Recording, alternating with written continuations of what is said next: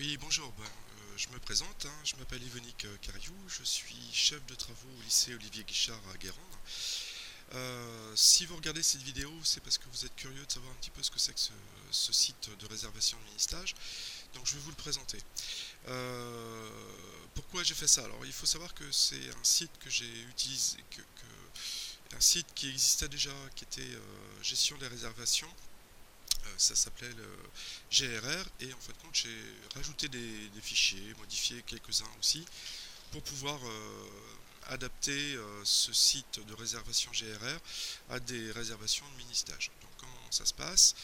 Le collège qui veut venir envoyer un élève en mini-stage chez nous à partir du mois de janvier va directement sur un site réaliser la réservation et retirer la convention. Donc à la première connexion, le collège, bon, il n'a pas d'identifiant ni de mot de passe, donc il clique ici et à partir de là, il va rentrer ses coordonnées et on va envoyer par mail un message à l'établissement, hein, par le mail RNE de l'établissement, un message qui contient le nom de la personne qui veut se connecter et puis le mot de passe et le login de la personne. Donc là vous avez ça ici, hein, Olivier Guichard 8 et le mot de passe. Donc je vais le copier, on va aller se connecter sur LP Olivier Guichard 8. Donc j'y suis, je colle le mot de passe et je valide. Et là, le collège accède directement à un site où vous avez les différentes sections dans lesquelles on peut accueillir les élèves en mini-stage. Donc là, deux exemples en maintenance automobile ou dans la section cuisine. Et si on regarde, vous avez des croix rouges qui disent que, en fin de compte, au mois de décembre, moi je peux pas, on n'a pas encore ouvert les mini-stages ou on est en vacances, etc. Donc on peut bloquer comme ça des dates dans le calendrier. Et par contre, on ouvre au mois de janvier, donc on va les voir au mois de janvier. Et là, vous voyez que vous avez des plages ouvertes.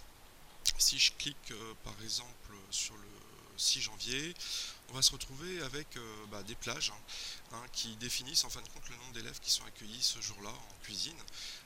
Et vous voyez, vous avez deux élèves qui sont accueillis de 8h15 à 12h. Ça, c'est les vœux des collègues. Donc, la démarche du collège, c'est imaginons qu'un élève vienne dans le bureau de la personne qui fait la réservation, veut un stage en cuisine, mais il suffit maintenant d'aller avec elle regarder un petit peu les dates où le jeune peut y aller, que les parents peuvent se déplacer, qu'il n'y a pas de sortie scolaire, etc. Donc elle choisit une date avec lui. Elle remplit, ou il remplit donc les champs, donc nom, prénom, nom du tuteur. Donc ça, moi, c'est des champs additionnels que j'ai rajoutés, ce qui va me permettre de contacter les parents de l'élève qui doit venir chez nous. Je vais mettre, voilà. Ce qui va permettre effectivement de voir si quand il est absent ou qu'il est en retard, de vérifier tout ça. Donc j'enregistre, ça c'est toujours le travail du collège. Elle enregistre. Bon, ça demande un petit peu de temps. Et là, à partir de là, vous avez un champ qui a été rempli avec le nom et le prénom de la personne.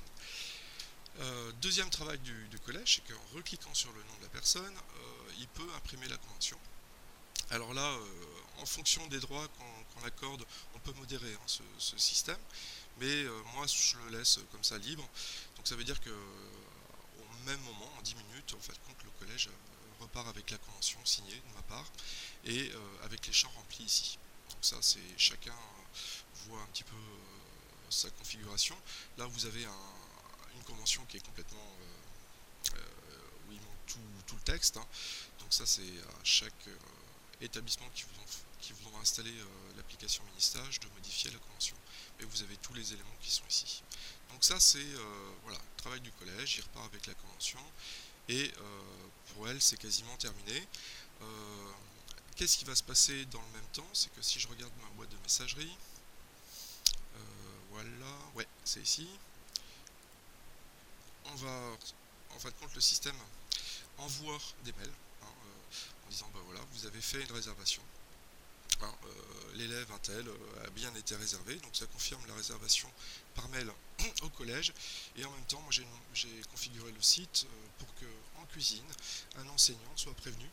Le coordinateur en autre soit prévenu d'une réservation qui a été effectuée tel jour. Et il reçoit aussi un mail. Donc, ce qui lui permet d'anticiper un petit peu la venue des élèves en mini-stage.